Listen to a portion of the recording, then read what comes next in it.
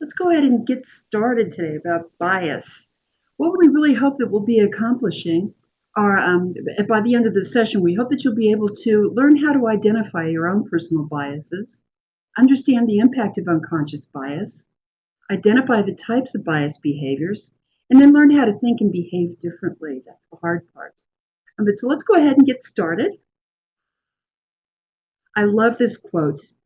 The first step to making better decisions is to accept one simple idea. That idea being that if you have a brain, you're biased. And it's a natural process, not what you're biased about, but that you actually have biases. And we'll look at some of the ways that biases come into play, how we do pick up some of the biases that we have and, how to identify them. When I first started researching on this topic, I was overwhelmed. I mean, there is a lot of information. I mean, it's really a hot topic right now.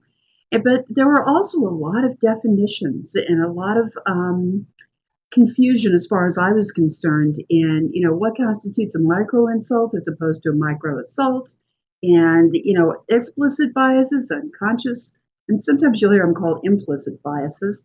So what I did is I put together this chart to kind of help unconfuse the situation for me. So what I wanted to do before we really get into the meat of the presentation is talk about some of these definitions. The first one, of course, is bias. And your bias can be the everyday verbal and nonverbal slights, snubs, or insults. And whether they're intentional or unintentional, basically what they do is they communicate a hostile and derogatory or negative message. And depending on what our biases are, they can definitely affect what our decision-making processes are. If you think about some of the things that maybe you say yourself or you hear other people saying, such as, reflexively laughing at an offensive joke, or thinking that that overweight person shouldn't be eating that, dessert, or if you treat male and female children differently. For example, if you have your niece and nephew over to your home for the afternoon, do you only bake cookies with your niece and, play with trucks with your nephew instead of switching it up a little bit? Or, do you adjust your posture or your walking speed when you walk past a young male of a different race at night on a dark street? So these are kind of the types of things that we're talking about as far as biases are concerned. And then there are two types of biases. There are explicit biases, and those are the biases that we know we're biased about. There's no doubt about it. We understand, that, yeah, this is my bias. But probably the largest share of them, the ones that we all have, are the implicit or unconscious bias. And those are the ones that we really don't realize we have. And sometimes they're the hardest ones to identify within ourselves as well. So that's the difference between explicit and implicit. Then if you break those down, you get into microaggressions. And this is where a lot of my confusion came about. It was like, well, what's a bias and what's a microaggression? And why am I seeing classes taught for both subjects? Well, microaggressions, they're the brief and complex daily verbal, behavioral, or environmental indignities, just like the biases are, but they really communicate a hostile, derogatory, or negative slights and insults towards others.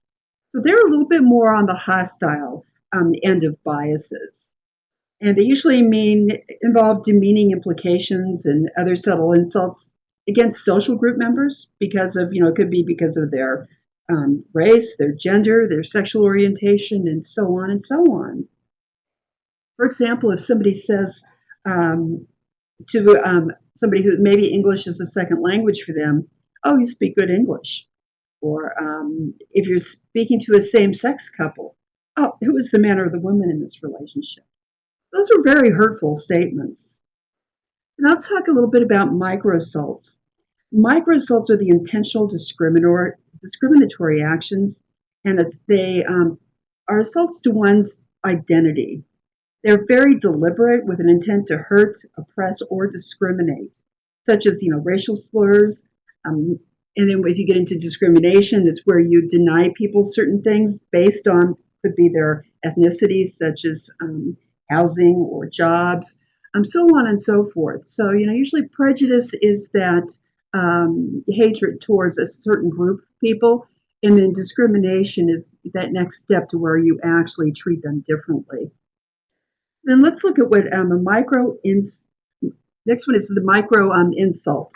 Micro insults are they're kind of unconscious communication that conveys flat out rudeness.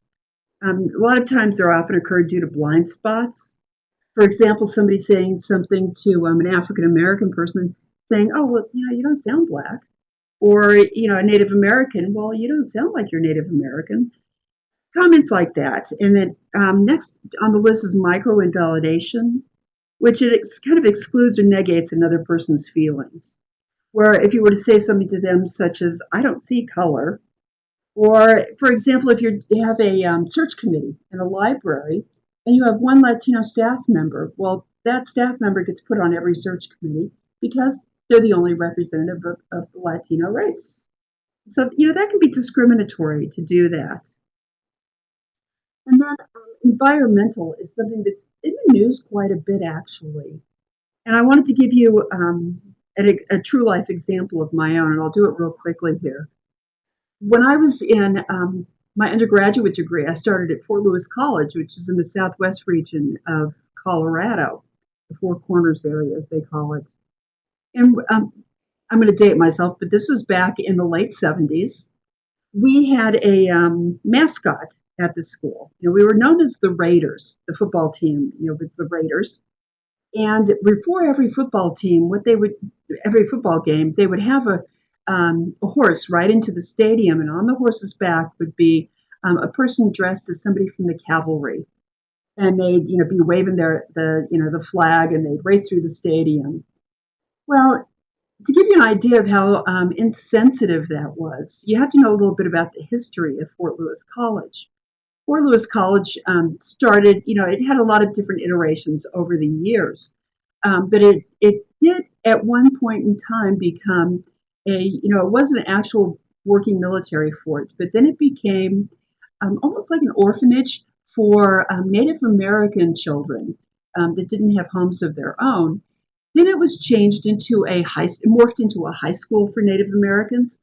Then it became basically an agricultural college. And at the point that they transitioned into the educational aspects, they wrote basically into the law that any Native American student could attend this educational institution free from tuition. So they didn't have to pay tuition charges actually, I don't even think they paid root and board at the time I was there, to attend the university. Well, that's wonderful, and we had a lot of Native Americans that were on campus with us, and they would practice their rituals, and they would invite us, and we would attend them. But then, if you think about how insensitive it was to have this kind of a mascot, somebody, a cavalry person, racing in, ready to take on war, for the Raiders, it was very bad. And when I was there, they started trying to change the culture a little bit, and but it was, and they changed the mascot back then. But it wasn't until like the 90s that they finally, it was 1994 that they finally changed the name from the Raiders to the Skyhawks. So it took them a long time to get to the point where it wasn't culturally acceptable. And I'm sure you all have stories of this, either in your own environments or in your own towns or cities that you live in. So that gives us a few definitions for you to mull over a little bit. Now let's watch this video, Christine. So what we're going to have everybody do, because this is an archived session, we can't play the video within Adobe Connect, but if you click actually on the YouTube link, it should open the video for you in a separate window. We'll have you watch the video, and then when you come back, in the upper left-hand corner, you should... on the link in this slide, it'll take you to the video, and we want you to watch the video, and when you're done watching the video, come back to the room and just raise your hand. Use the little icon up at the top of the screen. Then what I would like you to do when you come back is I want you to take a look at these definitions, and in the chat box, I want you to write down which type of bias do you think is at play in that video.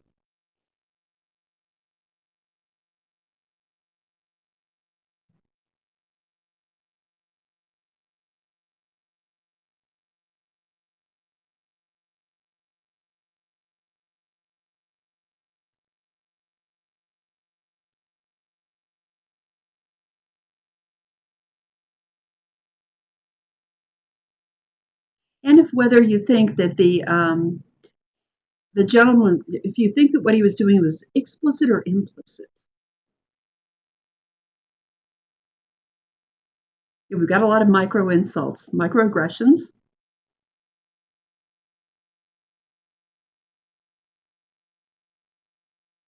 Yeah, I agree with those of you that say it was implicit bias. I really think he's pretty clueless.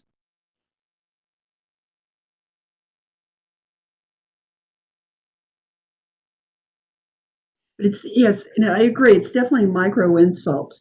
Because bottom line, with micro insult, you're conveying rudeness. You're just, kind of clueless. And I don't think he meant to be malicious or trying to hurt her in any way. I think it's total cluelessness. Yep, micro insult, implicit bias. Very good. Great. Well, I hope you enjoyed that video. I think it says a lot in kind of a humorous way, but it still gets its point across. So let's go on here. Let's think about some of the things that people can be biased about. And what we'll probably realize is there's going to be a lot of different things that people can be biased about. It could be that they're biased about skin color or maybe even wealth. If somebody's wealthy and somebody's not, homelessness. So, what we want you to do is in the chat box in the center of the screen, write down some of the things that you think people can be biased about. And I think you're going to be surprised about how many items the group comes up with. Oh, these are great.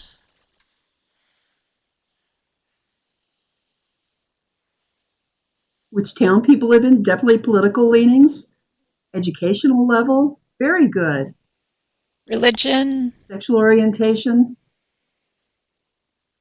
religion, accents, when that's you a think good about one. how many world religions there are so many. Which state people are from, yes. We're getting some in the main chat too. We have weight. That's a really good one. Ability level, rural versus urban. People with certain allergies. Hmm. Native language, skin color, hair color. And you're going to learn more a little bit about some of these biases and the effect that they can have on the way we interact with people. And one of them is hair color. It's really interesting. Books you read, yes. Accents, mental illness. Dietary preferences, that's a good one. Family structure, where you're located in that family structure. Are you a middle child? Yes, we've all heard that one. Your position at work, that's a great one too. Not able-bodied, yes. Oh, faculty versus staff, that's a good one.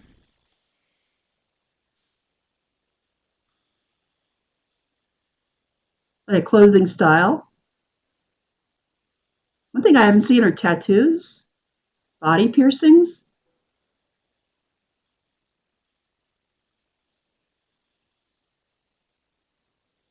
I actually stole this exercise from a bias class that I was an implicit bias class that I took, and I was just amazed at how many different things that the group was able to come up with. Local versus tourist, absolutely.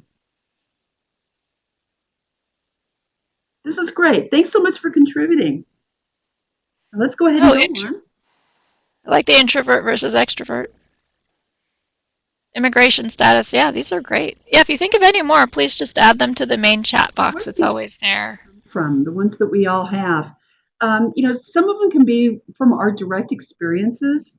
It could be the interactions that we have with other people, events that we've attended, if something were to happen at that event, or the focus of the event, certain situations that we're put into.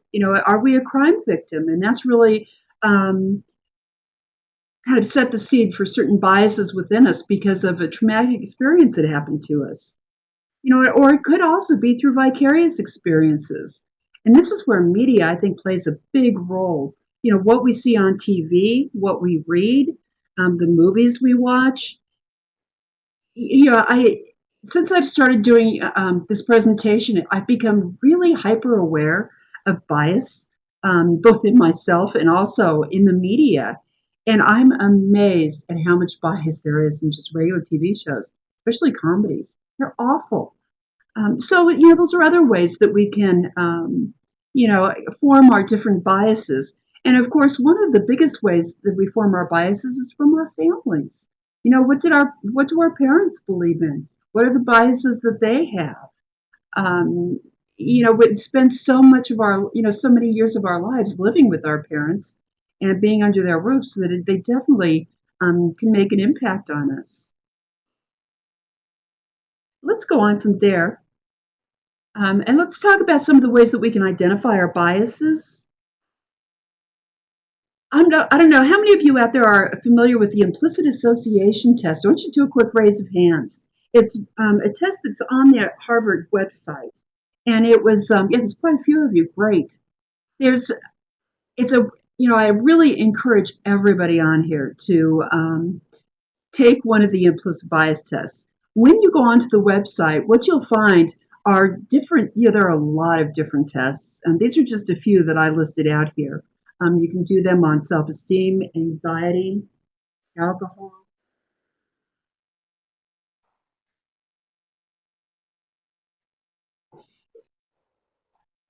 And also, this website was developed by researchers in the field, and it really did an excellent job in doing it.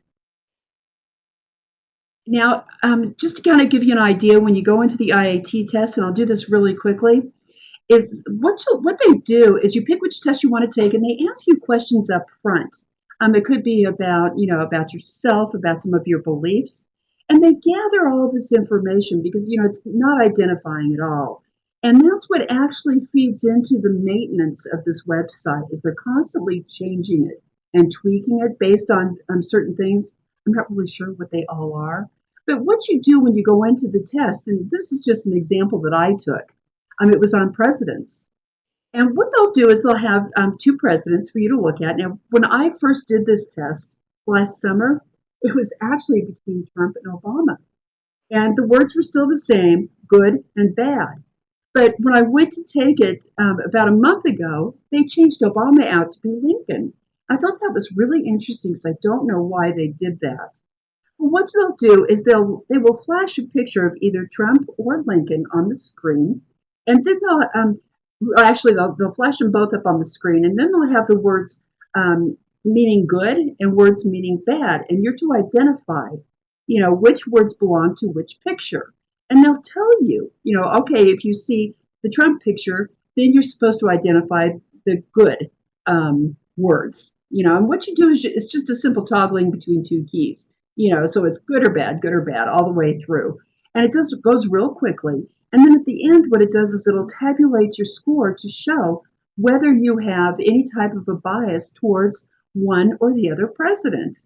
It's kind of an interesting way of doing it. But, to take that a little bit further, I wanted to give you a real life example. When I originally took the IAT, one of the tests I took was the one on weight.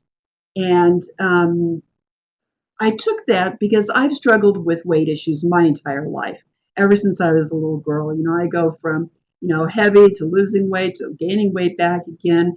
And, because of that, and what I realized is that I have a lot of, I know that I have no self esteem. It's really affected my self esteem. So when I took the weight test, I thought, oh, I'm not going to have any biases against, anybody with different weights because, I've struggled with this all my life. So I'm very accepting of people who are overweight. Well, once I took the test, surprise, it showed that I do have a slight bias towards people who are overweight. And I got to be honest with you, I was floored. I mean, I was dumbstruck. I couldn't believe that I would have this type of a bias. So what I did is a lot of soul searching in that one. And I realized that over my life of, I was, name calling when I was a kid and just comments people have made to me as an adult, that I bought into a lot of those things. And I bought into a lot of the beliefs about overweight people. And because I bought into them, that's the way I look at myself. I tend to identify those negative aspects with myself. And so, bottom line, I'm biased against myself. And if I'm biased against myself, how could I not be biased against other people? So, the really important thing about these tests is that, yeah, they're fun to take, but they also can really shine a light on what your inner feelings are. So when you take the IAT test, the first thing you want to do is, what did you expect? And what result did you expect? And then what was your reaction to that result? And think about then what can or will you do with this information? I know in my heart, I was so appalled that now I am constantly working on this every single day to better my own self esteem and also to be less critical of others. And I literally I think about it almost every day, and that's really the impact that they're hoping to make with these tests. And if you want to know more about the tests and the way they were being constructed, um, I highly recommend this book called Blind Spot: The Hidden Biases of Good People, because it actually talks about the science that went behind it into the test and how best to use the results. And the great thing about this book is it's in layman's terms. It's very simple to read. It's entertaining. They have little quizzes and little puzzles for you to do throughout the book. I really highly recommend it. And it's been on many, many bestseller lists as well. Now, Beth is going to talk to us a little bit about the impacts of unconscious bias. Yes, thanks. So this is sort of the why. Why are we talking about all this? It's because unconscious bias has this really serious impact, for sure, on life every day, for a wide variety of reasons. So we'll start out here with the economic impact of unconscious bias. We have some statistics here, which I thought were pretty shocking. So I'll go through and read those. For Fortune 500 companies, there are 24 female CEOs, just under 5%. Only 2 of them are women of color, and none are African American. And this, of course, is knowing that the world is pretty evenly split between men and women. So that was pretty shocking. To continue, blonde women earn 7% more income over their lifetime than women with brown hair. White women are paid more than black women and much more than Latino women. Women who weigh 25 pounds less than the group average earned on average $15,572 a year more than women of normal weight. 25 pounds over the average weight earned an average of $13,847 less. But men, interestingly, are just the opposite. Thin males earn $8,437 less than average weight men, and their pay went up as they got heavier. Tall people earn more money than their shorter coworkers. One study found that a person can earn an extra $789 each year for every inch above average height they are. Tall men are promoted more often than short. Bald men make less money than men with a full head of hair. And good-looking people earn, on average, $230,000 more over the course of their career. That's pretty stunning, I think. So you can see when people make hiring decisions and promotion decisions and all sorts of really crucial HR decisions at the top level and at every level, really, it makes a huge difference. So this is real world here. These are major impacts. Unconscious bias can also have really serious physiological effects for those experiencing the bias. So when you are encountering episodes like these that you see here in these photos on a daily basis, physicians have found that this takes a serious detrimental effect at the cellular level in terms of causing depression, high blood pressure, and heart disease.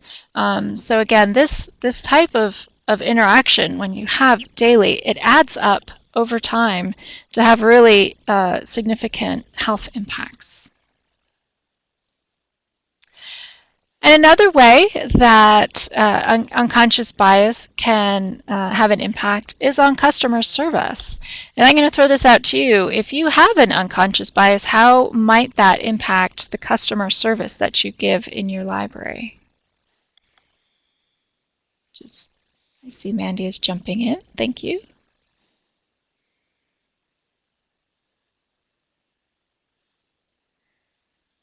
Great. Thanks for jumping in. Less patience with people who are not white. Yeah. Abigail has a less magical smile at times. I like that. Sure, not being as friendly. Yep, the type of information you provide, including reading level, being more skeptical as to whether some people really return the book on time and such. Cutting interaction short, spending less time with some patrons than others, being more or less helpful and attentive. Yeah, these are great. So right along those lines, here are some others. It could be your speed in responding. Perhaps you respond to some patrons faster and more politely than others. And that can also be not only in person, but if you are responding by email or by phone, they've left a voicemail, and they may have a foreign-sounding name. Or perhaps if they're typing an email, maybe the grammar and spelling isn't very good. Or any other ways that you perceive that the people may be different and your unconscious bias kicks in and you're a little slower or less polite in responding, even remotely. Certainly providing equitable service, body language, tone of voice, and unconsciously using loaded words.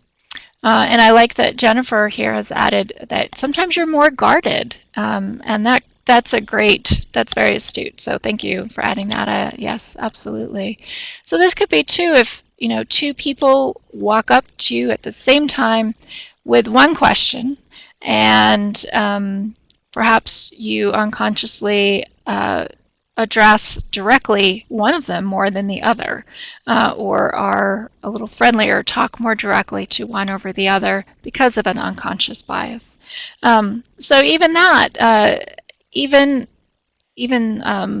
more subtle behaviors can really add up over time and leads to a bad outcome in customer service. So definitely things to watch out for. Unconscious bias can also play a role in collection development and readers' advisory. So this can come into play in all sorts of ways. Perhaps you say, oh, well, my community here is pretty conservative, so consciously or unconsciously, perhaps you collect more, add more to the collection that is of a more conservative nature, instead of being bringing everything to the table. Also in Reader's Advisory it can come out. So for instance, if you had someone walk up to the desk and they ask for a lighthearted romance. And these two books here, the covers that you see are both lighthearted romances. But even if you don't have an unconscious bias, another possibility is for you to project what someone else's unconscious bias might be. So you might not give a Caucasian woman who walked up with her husband either one of these books. And even if you've read both of them and loved them and would recommend them to other people, you might think, oh, well, they're not going to want either of these books. So you don't even offer them as an option. Definitely bias can come up in all sorts of facets of librarianship. And it's definitely something to to be aware of. Really, that's what we're going for, is awareness here. Also, bias appears in children's literature. I have some statistics from a recent study here, and this is about gender bias in children's picture books. So I'm just going to read these to you quickly because, again, these are pretty shocking to me, although not surprising, you know, on second thought. So there was a recent study of best-selling picture books in 2017. That said, male villains were 8 times more likely to appear compared to female villains. Lead characters were 50% more likely to be male than female. And male villains, oh yeah, I already read that. Sorry, mothers were present almost twice as often as fathers. By contrast, fathers barely featured at all unless accompanied by a co-parent, appearing alone in just 4 books. Speaking characters were 50% more likely to be male. Gender bias was even more of an issue, oddly, amongst non-human characters, who were 73% more likely to be male. Male animals were more likely to be large, powerful, or predatory creatures like bears or tigers, while female animals tended to be smaller and more vulnerable creatures like butterflies and insects, and cats. So I thought that was pretty shocking for books published in 2017, or best-selling books in 2017. So of course it did include some classics, but still these are the books that are going out to kids. And so here in the slide, here's a boy monster. There's a monster in your book, and he is portrayed as a boy. And on the right, this is really blatant. I think that the girls' coloring book is pink, and the girls are beautiful, and the blue boys' coloring book says that they're brilliant. So this is pretty overt here, I think, just right there on the cover. And so again, going back to Reader's Advisory, if you are always handing boys books about trucks and construction, and you're handing girls books about princesses, you know, definitely just, again, be aware of that. And of course, kids are going to ask for the books that on topics they're interested in, and obviously you want to honor that, of course. But again, if you can look in your collection for books that might feature a girl driving a big truck, that's great. So anytime you can get out of that stereotype. And there's a project you might be interested in. It's out of the UK. It's Let Toys Be Toys and Let Books Be Books. And this project just encourages the toy and book and publishing industry to let go of these gender stereotypes, and just let toys and books be for anyone. Oh, thank you, Christy, for putting up the link. And I like that Abigail added cereal box characters. There's a huge gender bias. I hadn't thought of that either, and now I'm going to take a look at the cereal boxes in the grocery store today. So thank you for pointing that out. And I'm going to turn it back over to Jean. Thanks, Beth. Let's talk a little bit about unconscious bias behaviors. There are actually more than 30 identified types of biases. And we're just going to go through a few of them real quickly, but one of the first ones is called confirmation bias. It's if you think of the person saying, I knew I was right about you. It's where you seek out evidence that confirms our initial perceptions and ignoring any contrary information about a specific person. Kind of like a debate where each side prepares for their argument with facts and figures and studies that will support their position, and they'll disregard or find fault with the opposing viewpoint to win the debate. Confirmation bias can be made a bad situation worse because we kind of double down and dig in our heels, where we seek out information and evidence that justifies our position or makes us feel like we were right all along. And the next one is called conformity bias. It kind of relates to bias caused by group peer pressure. If you're familiar in business terms of what groupthink is. And if you think about how this would play out in an interview panel, if an individual feels the majority of the group is leaning towards or away from a certain candidate, they'll tend to go along with the group that thinks um, what the group thinks rather than voice their own opinions. It's kind of going with the flow. It's much easier to just agree with everybody than to try to debate anything different with them. And the next one is a video called Carlsberg Stunts with Bikers in Cinema. And Christine, I'm not sure, do they need to go out and watch this on their own? Yes, we're going to have you do the same thing that you did before. Click on the YouTube link, watch the video, and then raise your hand when you come back. Great, let's go on and talk a little bit about perception bias. After watching that video, I think you probably understand a little bit about what this bias entails. Um, the form stereotypes and assumptions about certain groups that makes it difficult to make an objective judgment about individual members of those groups. We saw a bunch of bikers waiting to see a movie. Well, automatically, most of those people that walked into the movie theater automatically thought, trouble, this isn't something that we need. You can also think about Boy Scouts and Girl Scouts. Oh, they're Boy Scouts. They've got to be wonderful. Of course, I'd hire them in a second, to do this job for me. Of course, unfortunately, the poor Boy Scouts I just heard this morning, they've got some lawsuits in play right now. So they're, at least for the leaders, let's put it that way. But so that's what perception bias is. And the next one is the halo effect. And that's where you can say about a person, there's something I like about you, so therefore everything must be good about you. It's one great thing about a person, and we let the halo glow about significant things affect our opinions of everything else about that person. And then also on the flip side, there's the horns effect. And that's where we see, there's one thing I don't like about you, so of course there must be other things I don't like as well. So it's the direct opposite of the halo effect. It's where we see one bad thing about a person and we let it cloud our opinions of their other attributes. Now let's go on to the next bias, which is beauty bias. And beauty bias is where we look at people and we say, it's a view that we tend to think that most handsome individuals will be the most successful. But it can also play out in terms of other physical attributes a person might have. For example, Beth already gave you some different numbers about the results of certain biases.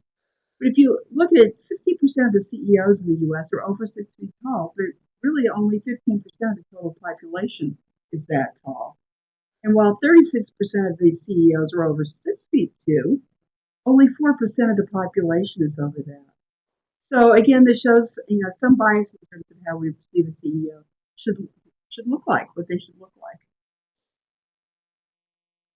Now, for similarity bias, Beth is going to walk us through an exercise. Yes, so if you would, take a moment, take a piece of paper, any piece of paper, and turn it landscape like this. And just take one moment to write down 10 people that you really, really trust that are not part of your family. And if you can't think of 10, that's okay. Think of as many as you can. And we're going to give you just a few minutes to write these up, and this is just for your own use. So just make your list, and then we'll come back in a moment to go on to step 2.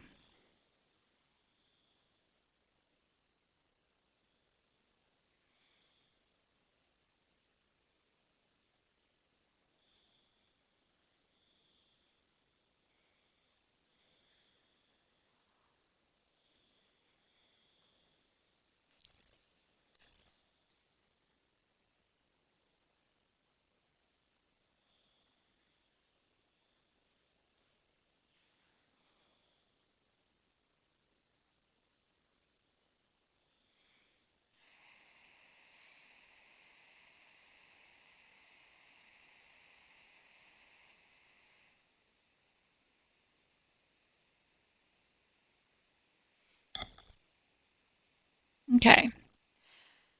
Now you can still continue to add to the list, but we're going to go on to step 2. So continue to write people down. And then next to your list, next to each person that you've written down, also include their gender, their race, ethnicity, and age. And certainly it can be approximate age if you don't know their age for sure, but just some ballpark age for them.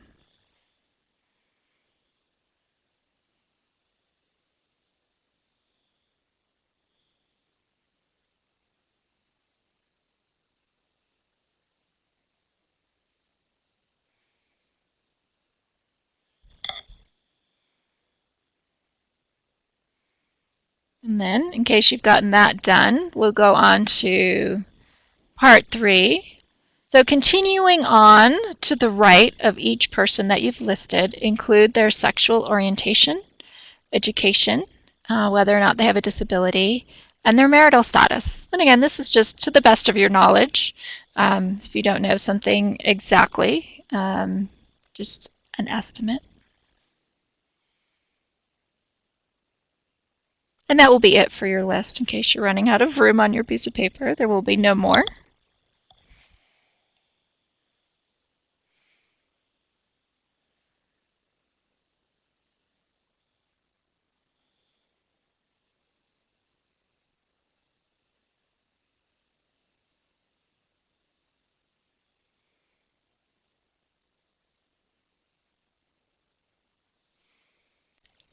And this is really hard to gauge because I cannot see you, see how far along you are in your progress.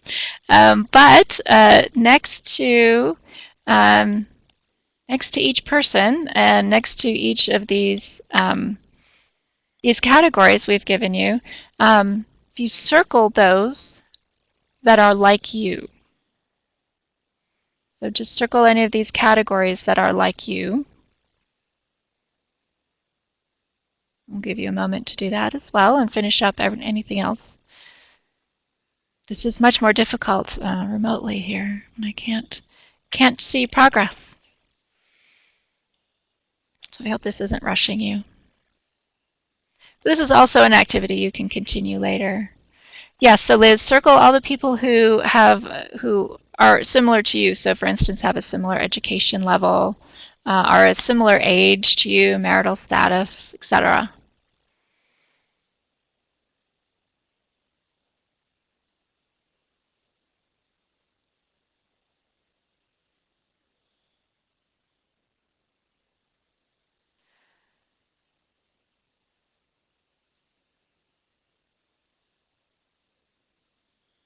So as you're finishing that up, just start to think about what you're noticing, and you can type any reactions in the chat box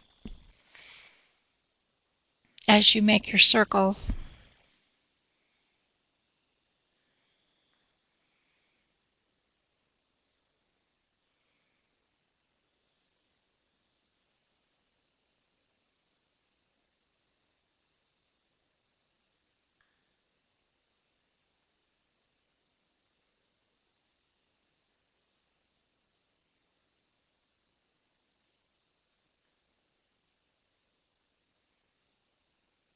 See lots of people typing, which is great.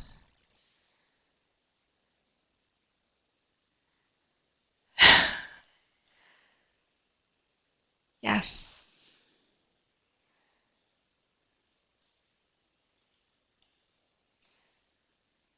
Yep. Yeah, so thank you for sharing that really openly. I appreciate it. And it was the same experience that I had.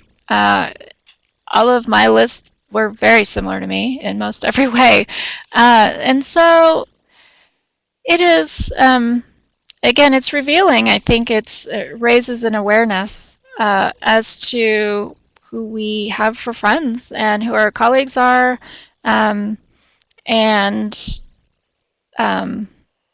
So Ed 2 says that the question itself shows bias. What is the definition of a family? And that's a fair question to ask for sure. So yep, that's a good point.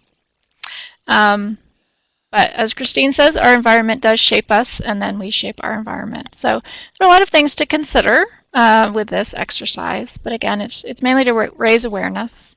And some of you had a different experience. I see some of you had more of a mix, which is great.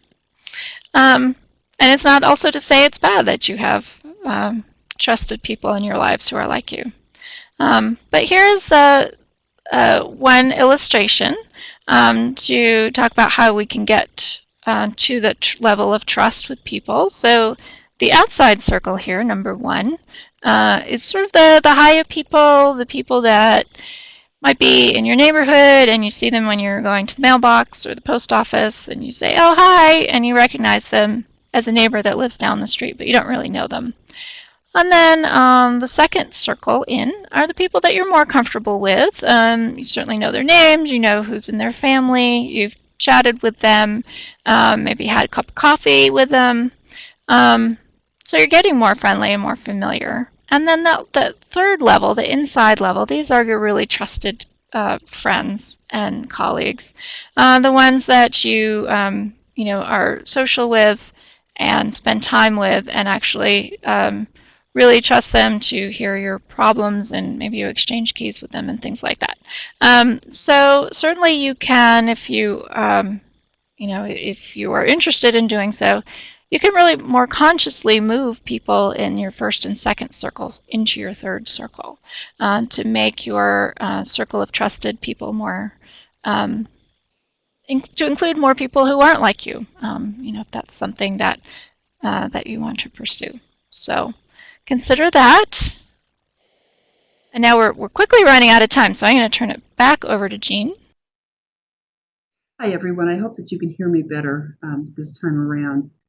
One thing we wanted to leave you with were just some things that you can do to learn and think and behave differently with your biases. The first one, of course, is to acknowledge that you have biases and take the IAT test to figure out, what some of those biases are. You want to identify situations in which your implicit biases impact your behavior. You want to make an effort to be friendlier and act less threatened when interacting with people you perceive as being different. You want to become aware of your positive stereotypes. Positive stereotypes may seem harmless, but they can register as and feel offensive or restrictive to those on the receiving end. You want to hang out with people who have better attitudes than you. And also, very importantly, is expose yourself to media that aims to break down prejudice and discrimination. And one thing you can do, and I really encourage you to take a look at this website. It's called Bias Cleanse, lookdifferent.com. And what they do is they have about 3 different cleanses that you can take. And they send you an email every single day. And with these emails, it's a way of making you kind of take a look at a possible bias you may have and how to cleanse yourself so that it doesn't become, negative biases. For example, if you're looking at this picture, and this is what one of the days that they sent this to me, they said to, take a moment to imagine that the WWE fighter on the right would be like if you were to meet him in person. You'd probably imagine him to be with a deep voice and physically imposing presence because of all the muscles, right? But so are you also imagining that he's gay too? Yeah, he is. He's Darren Young, who is openly gay, and in 2013 he became the first active pro wrestler to come out. And what happens is that studies show that we're more inclined to consider heterosexual men as being more masculine than homosexual men.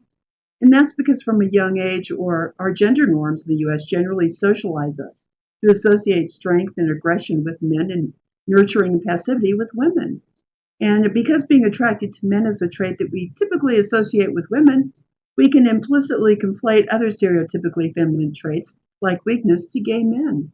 So what they have you do with this picture is they ask you to print it out and hang it, either in your home or in your office, someplace where you're going to see it every day, and hang it up for a week and really think about what your biases are in regards to LGBTQ individuals. So it's really an interesting website. They've got a lot of different things that you can watch and read. So I really encourage you to take the time to do that. And now we've got 1 minute. We did it. And I want to thank you all so very, very much for attending. And if there are any quick questions, you can put them into the chat box, and Beth and I will do our best to answer them for you. Yes, once again, if you do have any additional questions or things that we didn't have a chance to address yet, feel free to put them in the chat. I just posted a link to a survey for today's session.